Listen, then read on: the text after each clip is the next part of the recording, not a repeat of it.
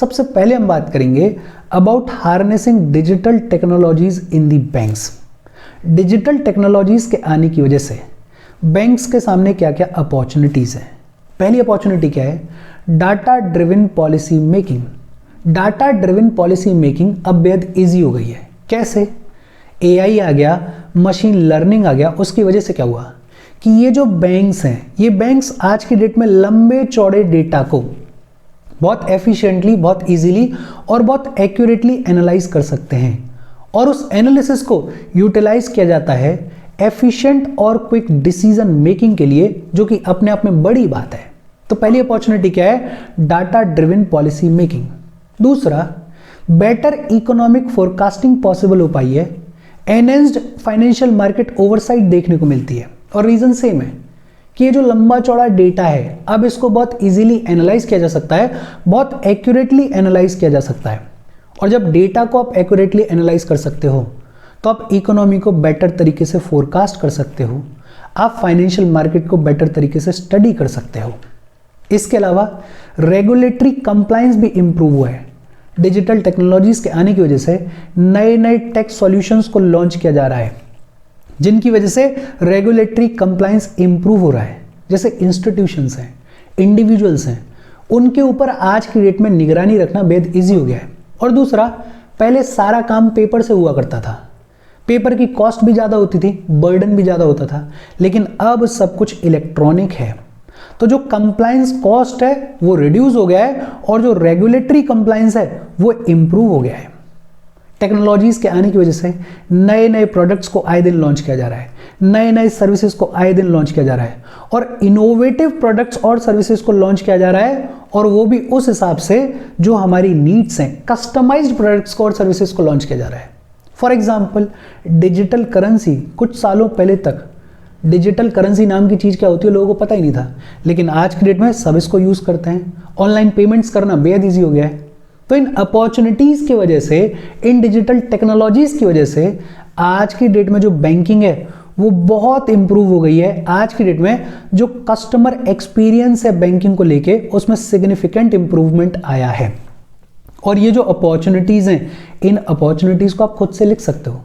आपको मोटा मोटा ये तो समझ में आता ही है कि भाई डिजिटल टेक्नोलॉजीज़ के आने की वजह से नए नए प्रोडक्ट्स, नए नए सर्विसेज, नए नए ऐप्स को लॉन्च किया जा रहा है। और इनको लॉन्च करने के पीछे का रीज़न क्या है कि बैंकिंग को इम्प्रूव किया जाए, कस्टमर के एक्सपीरियंस को इम्प्रूव किया जाए। टेक्नोलॉजी आ गई है तो उसकी वजह से जो रेगुलेटरी फ्रेमवर्क है वो भी हमारा इम्प्रूव हो गया है। और सबसे बड़ी चीज़ कि आज की डेट में डेटा को एक्यूरेटली एनालाइज करना, स्टडी करना बेहद ईजी हो गया है, जिसकी वजह से पॉलिसी मेकिंग ईजी हो गई है, डिसीजन मेकिंग ईजी हो गई है, बेटर इकोनॉमिक फोरकास्टिंग पॉसिबल है, फाइनेंशियल मार्केट को बेटर तरीके से स्टडी करना आज की डेट में पॉसिबल है। ये अपॉर्चुनिटीज़ हैं, लेकिन साथ ही साथ डिजिटल टेक्नोलॉजीज़ की वजह से कई सारे चैलेंजेस भी हैं बैंक्स के सामने, जैसे transparency and bias in the AI. अब देखो, ये जो एआई है ये एल्गोरिथम के ऊपर बेस्ड है और एल्गोरिथम को बनाने वाला इंसान उसको कैसे भी मैनिपुलेट कर सकता है।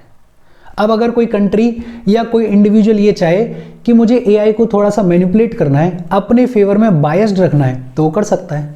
और अगर ऐसा होगा तो फिर ट्रांसपेरेंसी के ऊपर भी सवाल उठेंगे। बायस होगा तो फिर जो रिलेशंस हैं, जिस तरीके से दुनिया चल रही है, उसमें भी थोड़े कॉम्प्लिकेशंस देखने को मिलेंगे, प्राइवेसी के ऊपर भी सवाल देखने को मिलेंगे। और आज की डेट में जो लड़ाई है वो 1 on 1 नहीं है। आज की डेट में जितनी भी लड़ाई है नेशंस के बीच में, वो टेक्नोलॉजी बेस्ड है।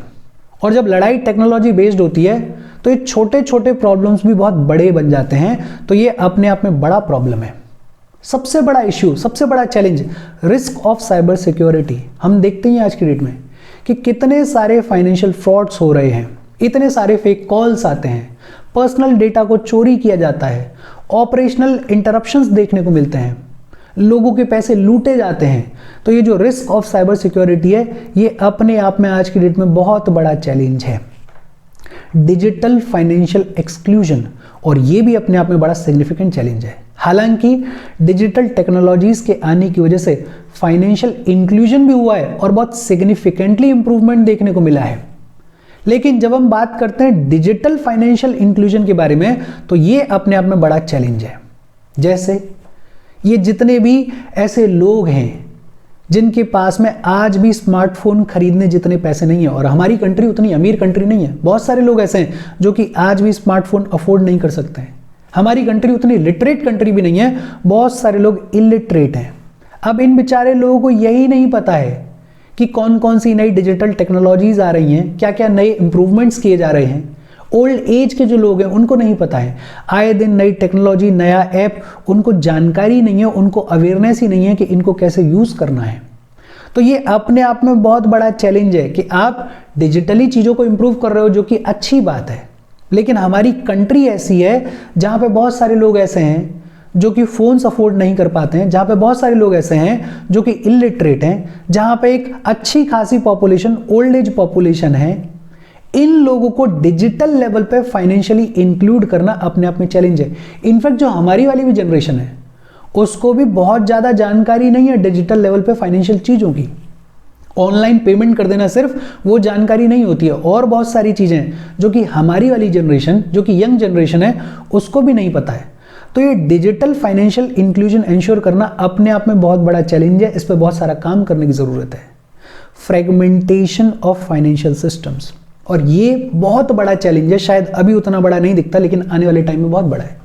बिकॉज हर एक नेशन अपनी एक नई टेक्नोलॉजी डेवलप कर रहा है, और हर एक नेशन चाहता है कि उसकी टेक्नोलॉजी एक्सक्लूसिव हो, उसके ऊपर उस नेशन का ही कंट्रोल हो। जैसे यूएस और चाइना आए दिन टेक्नोलॉजी की लड़ाई लड़ते हैं। अगर ये जो लड़ाई है, ये जो क्लैश ऑफ ईगोज है, ये जो नेशंस के बीच में टसल है, ये बड़ा होने लग जाएगा तो फिर साइड्स पिक करनी पड़ेंगी, आज भी करनी पड़ती हैं। और जैसे जैसे ये गैप बढ़ता जाएगा वैसे वैसे फ्रेगमेंटेशन देखने को मिलेगा, और अगर कोई नेशन इन टेक्नोलॉजीज को मिसयूज करने पे आ गया तो वो अपने आप में बहुत बड़ा चैलेंज हो जाएगा। तो डिजिटल टेक्नोलॉजीज के आने की वजह से बहुत सारी अपॉर्चुनिटीज हमें मिली हैं, बहुत सारे एडवांटेजेस हमें मिले हैं, बहुत सारे फायदे हमें हुए हैं, लेकिन बहुत सिग्निफिकेंट चैलेंजेस भी हमारे सामने हैं आने वाले टाइम में।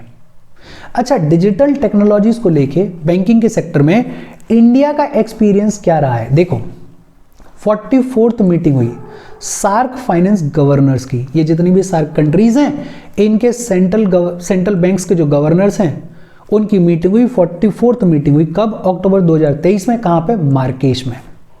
और इस मीटिंग में आरबीआई ने कहा क्या डिजिटल टेक्नोलॉजीज का बड़ा इंपॉर्टेंट रोल है सेंट्रल बैंक्स को रीशेप करने में, इकोनॉमी को रीशेप करने में।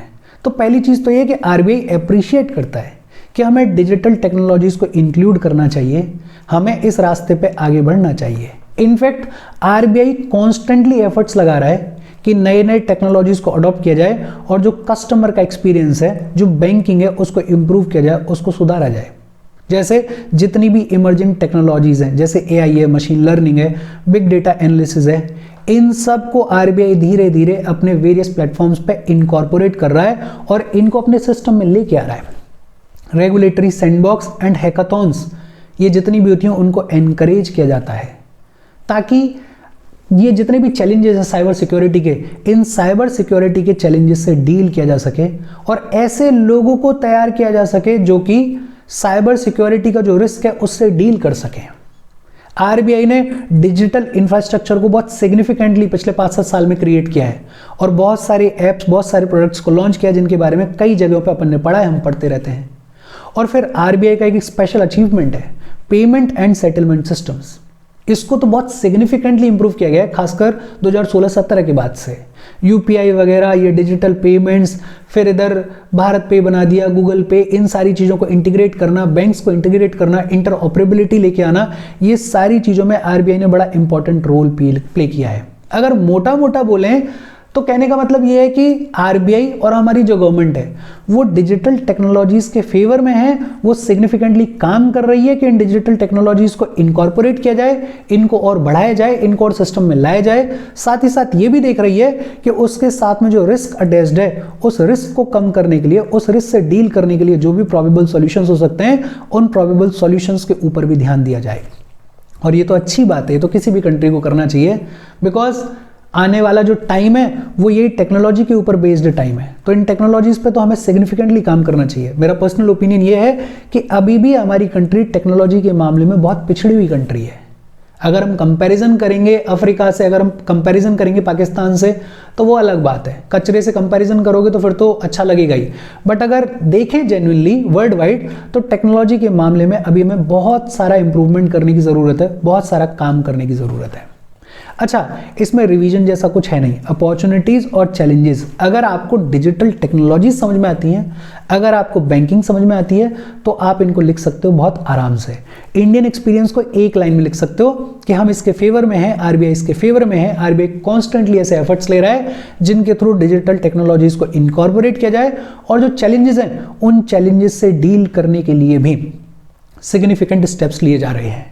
हम आगे बढ़ें उससे पहले वीडियो पे लाइक के बटन को दबा दो। लाइक दबाना ज़रूरी है, बिकॉज यूट्यूब ऐसे ही फंक्शन करता है। जब आप वीडियो पे लाइक के बटन को दबाते हो तो यूट्यूब वीडियो को कंसिडर करता है और थोड़ा सा पुश कर देता है। तो लाइक का बटन दबा दो, शेयर कर दो अपने सोशल मीडिया हैंडल्स पे, व्हाट्सएप वगैरह पे अपने फ्रेंड्स को, जो भी लोग इसमें इंटरेस्टेड हैं, इससे रिलेटेड पढ़ाई कर रहे हैं, उनको शेयर कर दो। और अगर चैनल को सब्सक्राइब नहीं किया है तो चैनल को फॉर श्योर सब्सक्राइब कर लो। अच्छा, फिर इसके बाद बात आती है इंडियन एनर्जी एक्सचेंज के बारे में। इंडियन एनर्जी एक्सचेंज, देखो ये एक ट्रेडिंग प्लेटफॉर्म है जिस पे इलेक्ट्रिसिटी को, जिस पे पावर को ट्रेड किया जाता है। नाम से क्लियर है, इंडियन एनर्जी एक्सचेंज। ये एक ट्रेडिंग प्लेटफॉर्म है जिस पे इलेक्ट्रिसिटी को ट्रेड किया जाता है, जिस पे पावर को ट्रेड किया जाता है। रेगुलेट कौन करता है इसको? इसको रेगुलेट करता है central electricity regulatory commission, CERC, central electricity regulatory commission इसको रेगुलेट करता है। ये इंडिया का पहला और लार्जेस्ट एनर्जी एक्सचेंज है। इंडियन एनर्जी एक्सचेंज एक ट्रेडिंग प्लेटफॉर्म है जिस पे इलेक्ट्रिसिटी को, पावर को ट्रेड किया जाता है। इसको रेगुलेट कौन करता है? Central electricity regulatory commission. ये इंडिया का पहला और लार्जेस्ट एनर्जी एक्सचेंज है। पूरा देश में, नेशन वाइड ये अपनी ट्रेडिंग सर्विसेज प्रोवाइड करता है। फिजिकल डिलीवरी ऑफ इलेक्ट्रिसिटी इस पर प्रोवाइड किया जाता है। रिन्यूएबल एनर्जी सर्टिफिकेट्स को इस पर ट्रेड किया जाता है। एनर्जी सेविंग सर्टिफिकेट्स को इस पर ट्रेड किया जाता है। इसको शुरू किया गया था 2008 में और इसका हेडक्वार्टर कहाँ पर है? दिल्ली में। इंडियन एनर्जी एक्सचेंज कब शुरू किया गया? 2008 में। हेडक्वार्टर कहाँ पर है? दिल्ली में है। और ये जो एक्सचेंज है, इंडियन एनर्जी एक्सचेंज, ये पब्लिकली लिस्टेड है, NSE के ऊपर भी और BSE के ऊपर भी। रियल टाइम इलेक्ट्रिसिटी मार्केट जो है उसको इंडियन एनर्जी एक्सचेंज ने लॉन्च किया 2020 में। रियल टाइम इलेक्ट्रिसिटी मार्केट का मतलब क्या है? बेसिकली जो इलेक्ट्रिसिटी के जनरेटर्स हैं उनके पास में अगर इलेक्ट्रिसिटी का सरप्लस है तो वो इस रियल टाइम इलेक्ट्रिसिटी मार्केट में आके बेच सकते हैं, और जिनके पास में डेफिशिएंसी है वो आके खरीद सकते हैं। तो ये रियल टाइम इलेक्ट्रिसिटी मार्केट जो है इसको भी इंडियन एनर्जी एक्सचेंज ने लॉन्च किया 2020 में। देखो फैक्ट्स हैं, फैक्ट्स देख लो। इंडियन एनर्जी एक्सचेंज एक ट्रेडिंग प्लेटफॉर्म है जिस पे इलेक्ट्रिसिटी को और पावर को ट्रेड किया जाता है। रेगुलेट कौन करता है? CERC रेगुलेट करता है, सेंट्रल इलेक्ट्रिसिटी रेगुलेटरी कमीशन इसको रेगुलेट करता है। इंडिया का पहला और सबसे लार्जेस्ट एक्सचेंज है, नेशन वाइड ये ऑपरेट करता है, और इस पे इलेक्ट्रिसिटी की फिजिकल डिलीवरी भी हो सकती है। किसी के पास में सरप्लस है, जो जनरेटर्स है उनके पास में सरप्लस है तो आके बेच सकते हैं, जिनके पास में डेफिशिएंसी है वो खरीद सकते हैं। रिन्यूएबल एनर्जी सर्टिफिकेट्स को भी इस पे ट्रेड किया जाता है, और एनर्जी सेविंग सर्टिफिकेट्स को भी इस पे ट्रेड किया जाता है। कब शुरू किया गया इसको? 2008 में शुरू किया गया। हेडक्वार्टर कहाँ पर है? हेडक्वार्टर है दिल्ली में। ये पब्लिकली लिस्टेड है NSE के ऊपर और BSE के ऊपर। रियल टाइम इलेक्ट्रिसिटी मार्केट को भी इंडियन एनर्जी एक्सचेंज ने लॉन्च किया। कब लॉन्च किया? 2020 में लॉन्च किया। फिर इसके बाद एक और एक्सचेंज है, Indian gas exchange. Indian gas exchange, ये भी नाम से क्लियर है, ये इंडिया का पहला automated national level gas exchange है। बेसिकली जो नेचुरल गैस का मार्केट है उसको प्रमोट करने के लिए, उसको सस्टेन करने के लिए लॉन्च किया गया इंडियन गैस एक्सचेंज को। इंडिया का पहला automated national level gas exchange है ये जो इंडियन गैस एक्सचेंज है। इसने पहली बार शुरुआत करी 15 जून 2020 को, लेकिन जब शुरुआत की थी तब गैस ट्रेडिंग प्लेटफॉर्म के तौर पर शुरुआत की थी। गैस एक्सचेंज के तौर पर इसने फंक्शन करना शुरू किया 10 दिसंबर 2020 को।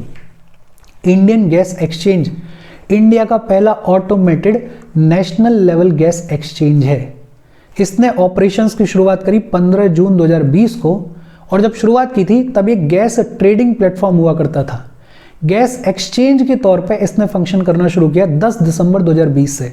अच्छा, वैसे तो मुझे उम्मीद है कि आपको पता होगा, लेकिन मैं फिर भी जानना चाहता हूँ गैस ट्रेडिंग प्लेटफॉर्म और गैस एक्सचेंज, इन दोनों के बीच में डिफरेंस क्या है, please let me know in the comment section. ये जो इंडियन गैस एक्सचेंज है इसको रेगुलेट कौन करता है, petroleum and natural gas regulatory board. Petroleum and natural gas regulatory board इस इंडियन गैस एक्सचेंज को रेगुलेट करता है। देखो एक बार फिर से देख लेते हैं। एक तो हमने बात की इंडियन एनर्जी एक्सचेंज के बारे में। Indian energy exchange trading platform है जिसके ऊपर इलेक्ट्रिसिटी और पावर को ट्रेड किया जाता है। CERC इसको रेगुलेट करता है। इंडिया का पहला और लार्जेस्ट एक्सचेंज है। नेशन वाइड इसके थ्रू ट्रेडिंग हो सकती है। फिजिकली इलेक्ट्रिसिटी की हो सकती है, रिन्यूएबल एनर्जी सर्टिफिकेट्स की हो सकती है, एनर्जी सेविंग सर्टिफिकेट्स की हो सकती है। 2008 में इसको शुरू किया गया। हेडक्वार्टर कहां पर है, दिल्ली में है। ये जो एक्सचेंज है ये पब्लिकली लिस्टेड है NSE के ऊपर और BSE के ऊपर। Real time market, electricity market को भी इसी इंडियन एनर्जी एक्सचेंज ने लॉन्च किया। कब किया, 2020 में किया। फिर इसके बाद हमने बात की इंडियन गैस एक्सचेंज के बारे में। ये इंडिया का पहला automated national level gas exchange है। इसने अपने ऑपरेशंस की शुरुआत करी 15 जून 2020 को, लेकिन जब शुरुआत की थी तब गैस ट्रेडिंग प्लेटफॉर्म के तौर पर शुरुआत की थी। गैस एक्सचेंज के तौर पर इसने फंक्शन करना शुरू किया 10 दिसंबर 2020 को। रेगुलेट कौन करता है इसको, petroleum and natural gas regulatory board. फिर इसके बाद बात आती है एक एक्ट की, foreign account tax compliance act. Foreign account tax compliance act जो है ये यूनाइटेड स्टेट का टैक्स रेगुलेशन है। यूनाइटेड स्टेट की गवर्नमेंट ने एक एक्ट निकाला जिसका नाम है foreign account tax compliance act. United States का टैक्स रेगुलेशन है, टैक्स से रिलेटेड लॉ है। किस लिए लाया गया, इसको लाया गया to prevent offshore tax evasion by the US nationals. US के जो नेशनल्स हैं, जो सिटीजन्स हैं, जो कि घपला करते हैं, जो कि फर्जीवाड़ा करते हैं और किसी दूसरे देश में जाके अपने पैसे को इन्वेस्ट कर देते हैं और यूएस में टैक्स बचाते हैं, मतलब एक तरीके से मनी लॉन्ड्रिंग करते हैं। ऐसे लोगों के अगेंस्ट में यूएस की गवर्नमेंट लेकर आई foreign account tax compliance act. India के साथ में यूएस का इंटर गवर्नमेंट एग्रीमेंट साइन हुआ इस foreign account tax compliance act को लेके। कब, 2015 में साइन हुआ। प्राइमरी गोल क्या है इसका, कि यूएस को अगर अपने ऐसे नेशनल्स की जानकारी चाहिए जो कि मनी लॉन्ड्रिंग कर रहे हैं, जो कि गलत तरीके से अपने यूएस के पैसे को किसी दूसरे कंट्री में इन्वेस्ट कर रहे हैं, उनकी अगर जानकारी चाहिए, उनकी इनकम की, उनकी फाइनेंशियल एसेट्स की अगर जानकारी चाहिए, तो वो जानकारी यूएस अदर कंट्रीज से ऑब्टेन कर सकता है। हमारे साथ में तो एग्रीमेंट भी साइन कर लिया है। कब साइन किया, 2015 में साइन किया है। तो याद रख लेना सिर्फ इतना था कि foreign account tax compliance act जो है वो यूनाइटेड स्टेट्स का टैक्स रेगुलेशन है to prevent offshore tax evasion by the US nationals. India के साथ में एग्रीमेंट साइन हो गए। कब साइन हुआ, 2015 में साइन हुआ। बड़ा easy topic, credit rating agencies. बहुत सारी क्रेडिट रेटिंग एजेंसीज हैं जिनका काम क्या है कि इंडिविजुअल्स और जो कंपनीज हैं उनकी फाइनेंशियल पोजीशन को स्टडी करना, उनके क्रेडिट वर्दीनेस को स्टडी करना और उनको रेट करना, ये काम है क्रेडिट रेटिंग एजेंसीज का। इंडिविजुअल्स और जो कंपनीज हैं, जो जितने बड़े बड़े कंपनीज हैं, ये सब रेटिंग्स लेती हैं। तो ये जो क्रेडिट रेटिंग एजेंसीज हैं वो एनालाइज करते हैं, इवेल्युएट करते हैं, देखते हैं कि उस कंपनी की फाइनेंशियल पोजीशन कैसी है, क्रेडिट वर्दीनेस कैसी है, और फिर उसको रेट करते हैं। और रेटिंग का फायदा क्या होता है, अगर किसी कंपनी को हाई रेटिंग मिली हुई है तो जो इन्वेस्टर है, जो कंज्यूमर है, उसका ट्रस्ट बिल्ड होता है, उसको थोड़ा भरोसा होता है कि हाँ यार इसमें हम इन्वेस्ट कर सकते हैं। या जो लेंडर है वो बेटर तरीके से डिसाइड कर सकता है। अब कोई पहले से ही दिवाला है, किसी की क्रेडिट रेटिंग बहुत ही खराब है, उसको तो कोई उधारी नहीं देगा। तो ये जो क्रेडिट रेटिंग एजेंसीज रेटिंग देती हैं वो हेल्प करती हैं बेटर डिसीजन मेकिंग में for the lenders and the investors. SEBI जो है वो रेगुलेट करता है इन क्रेडिट रेटिंग एजेंसीज को। रिसेंटली सेबी ने पूरा स्टैंडर्डाइज्ड सिंबल्स और उन सिंबल्स की डेफिनेशंस को तैयार किया है for these credit rating agencies. ये जो क्रेडिट रेटिंग एजेंसीज हैं जो रेटिंग्स इशू करती हैं, उनके स्टैंडर्डाइज्ड सिंबल्स और उन सिंबल्स की डेफिनेशंस को पूरे तरीके से रिसेंटली सेबी ने तैयार किया है। देखो क्रेडिट रेटिंग एजेंसीज क्या होती हैं ये तो आपको समझ में आता है। आपको सिर्फ एक और चीज क्या याद रखनी है कि सेबी रेगुलेट करता है इन क्रेडिट रेटिंग एजेंसीज को। नए गाइडलाइंस के अकॉर्डिंग सेबी ने क्या बोला है कि जितनी भी क्रेडिट रेटिंग एजेंसीज हैं, जब भी ये रेटिंग्स को इशू करेंगी तो इन रेटिंग्स के सामने पहले तो उस क्रेडिट रेटिंग एजेंसी का नाम आएगा। भाई पता भी तो चलना चाहिए कि किस क्रेडिट रेटिंग एजेंसी ने वो रेटिंग इशू की है। तो प्रीफिक्स के तौर पर उसका नाम आता है और फिर उस नाम के बाद में आता है सिंबल जो कि सिग्निफाई करता है कि जो भी इंस्टीट्यूशन है, जो भी कंपनी है, उसको क्या क्रेडिट रेटिंग दी गई है। इंडिया के मेजर क्रेडिट रेटिंग एजेंसीज की बात करें तो क्रिसिल लिमिटेड है, CRISIL लिमिटेड है। दूसरी India ratings and research private limited है। तीसरी केयर है। चौथी ICRA है और पांचवी ब्रिक वर्क रेटिंग्स है। तो इंडिया में मेजर क्रेडिट रेटिंग एजेंसीज कौन सी हैं? CRISIL limited, India ratings and research private limited, care, ICRA और ब्रिक वर्क रेटिंग्स। और अगर ग्लोबली बात करें तो मेजर क्रेडिट रेटिंग एजेंसीज कौन सी हैं? फिच है, मूडी है, स्टैंडर्ड एंड पुअर है। मूडी एंड S&P के बारे में तो आपने खूब सुना होगा। फिच है, मूडी है, S&P है। और इसके साथ क्रेडिट रेटिंग एजेंसीज की बातचीत खत्म हो गई। देखो क्रेडिट रेटिंग एजेंसीज में होती क्या है वो आपको समझ में आता है। रेगुलेट कौन करता है? सेबी इनको रेगुलेट करता है। इंडिया की मेजर क्रेडिट रेटिंग एजेंसीज के नाम याद रख लेना। क्रिसिल लिमिटेड है, India ratings and research private limited है, केयर है, ICRA है, ब्रिक वर्क रेटिंग्स है। और फिर फाइनल टॉपिक है financial action task force, FATF। ये जो फाइनेंशियल एक्शन टास्क फोर्स है इसको सबसे पहले क्रिएट किया G7 कंट्रीज ने। G7 कंट्रीज ने 1989 में क्रिएट किया FATF को। G7 में कौन कौन सी कंट्रीज थी? US, UK, Canada, France, Germany, Italy and Japan. Financial action task force को कब क्रिएट किया गया? 1989 में क्रिएट किया गया। किसने क्रिएट किया? G7 ने इसको एस्टेब्लिश किया। G7 में कौन कौन सी कंट्रीज थी? US, UK, Canada, France, Germany, Italy और जापान। ये जो फाइनेंशियल एक्शन टास्क फोर्स है इसको क्रिएट किया गया था to check global money laundering and terror funding. ये जो ग्लोबल लेवल पे मनी लॉन्ड्रिंग होती है और टेरर फंडिंग की जाती है, इसको चेक में रखने के लिए, इसके अगेंस्ट में प्रॉपर स्टेप्स लेने के लिए 1989 में G7 कंट्रीज ने क्रिएट किया था फाइनेंशियल एक्शन टास्क फोर्स को। और साथ ही साथ to maintain integrity of the international financial system. तो इसका मेजर काम क्या है FATF का? कि मनी लॉन्ड्रिंग को प्रिवेंट करना और टेरर फंडिंग को प्रिवेंट करना। कहाँ पे लोकेटेड है ये? OECD के हेडक्वार्टर्स में, जो कि कहाँ पर है? पेरिस में।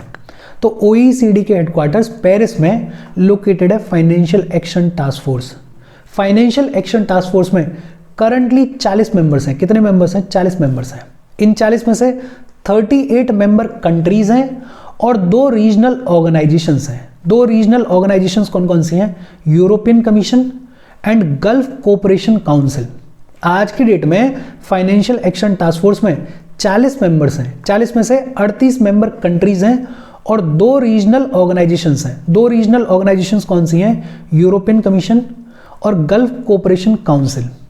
India financial action task force का ऑब्जर्वर के तौर पे आया 2006 में। इंडिया ऑब्जर्वर बना 2006 में और पूरे तरीके से मेंबर बन गया कब? 2010 में। तो financial action task force, 2-3 facts, कब क्रिएट किया गया? 1989 में। किसने क्रिएट किया? G7 कंट्रीज ने। G7 कंट्रीज कौन कौन सी थी? US, UK, Canada, France, Germany, Italy और जापान। काम क्या है? मनी लॉन्ड्रिंग को प्रिवेंट करना, टेरर फंडिंग को ग्लोबली प्रिवेंट करना। करंटली मेंबर्स कितने हैं? 40 हैं। 38 मेंबर कंट्रीज हैं और 2 रीजनल ऑर्गेनाइजेशंस हैं। कौन कौन सी रीजनल ऑर्गेनाइजेशंस हैं? एक यूरोपियन कमीशन है और दूसरी गल्फ कोऑपरेशन काउंसिल है। इंपॉर्टेंट, इंडिया ऑब्जर्वर बना 2006 में और मेंबर बन गया 2010 में।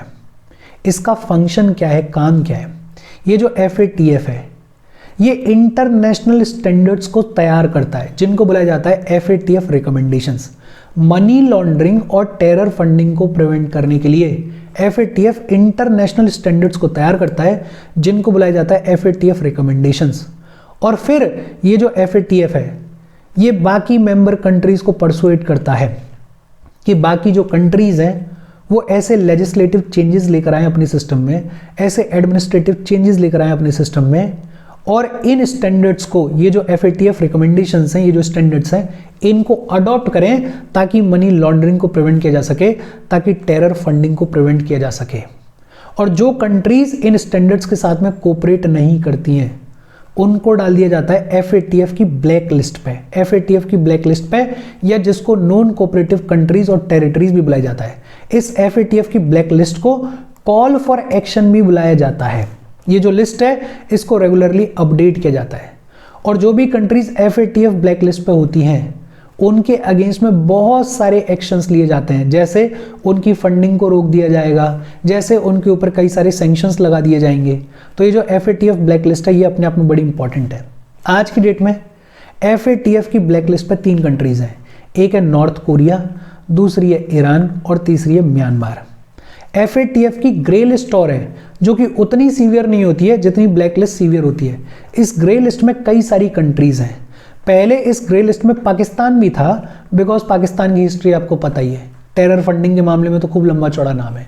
लेकिन पाकिस्तान को शायद 2022 या 23 में इस ग्रे लिस्ट से निकाल दिया गया, बिकॉज एक आ गया कि पाकिस्तान ने टेरर फंडिंग को कंट्रोल करने के लिए बहुत सिग्निफिकेंट काम किया, बहुत सारा कामकाज किया है। तो ग्रे लिस्ट भी होती है, लेकिन ग्रे लिस्ट उतनी सीवियर नहीं होती है, सीवियर होती है FATF की ब्लैक लिस्ट। हम तो ये चाहते थे कि पाकिस्तान को ब्लैक लिस्ट में डाला जाए, लेकिन डाला नहीं गया था। और ये बात हो गई फाइनेंशियल एक्शन टास्क फोर्स की। इसके साथ आज की हमारी बातचीत खत्म हो गई। देखो फैक्चुअल सेशन था, इसके नोट्स बनाओ, इस पूरे चैप्टर को और इससे पिछले वाले चैप्टर को ढंग से पढ़ना, ध्यान से पढ़ना, जो भी करंट की चीज़ें उनको भी अपडेट करते रहना, और थोड़ा ढंग से अगर रिवाइज करोगे तो ये 2 चैप्टर्स ऐसे हैं जिनमें से 6-7 क्वेश्चंस आते ही आते हैं। तो थोड़ा दिमाग से, इत्मीनान से चीज़ों को समझो। अगर कोई डाउट हो तो कमेंट करके पूछ लेना। अब इसके बाद जो चैप्टर्स हैं वो इजी चैप्टर्स हैं, वो जल्दी जल्दी चले जाएंगे, उनमें ज़्यादा टाइम नहीं लगेगा। कोई डाउट हो कमेंट करके पूछ लेना। Thank you very much.